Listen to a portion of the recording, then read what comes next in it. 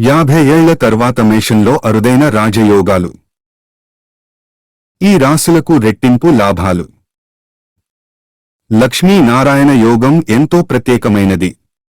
ఏ రాశిలో అయితే బుధుడు, శుక్రుడి కలయిక జరుగుతుందో అప్పుడు లక్ష్మీనారాయణ రాజయోగం ఏర్పడుతుంది.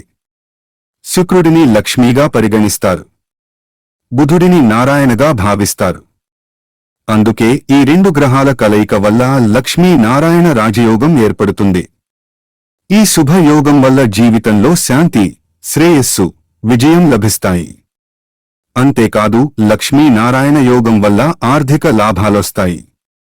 మేషరాశి, ఏరీస్. ఈ రాశిలో బుధాదిత్య, లక్ష్మీనారాయణ యోగం ఏర్పడటం వల్ల మేషరాశి వారికి రాజయోగం ఫలితాలు కలగనున్నాయి.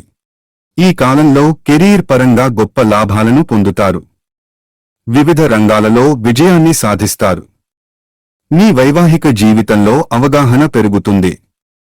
వృషభ రాశి, టారస్.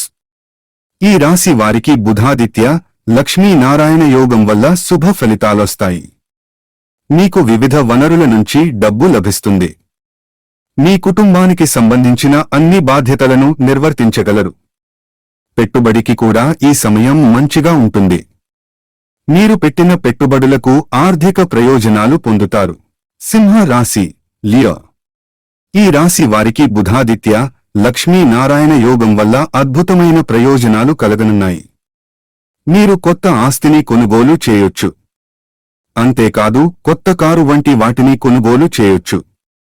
కొత్త వ్యాపారం ప్రారంభించేందుకు కూడా సమయం అనుకూలంగా ఉంటుంది.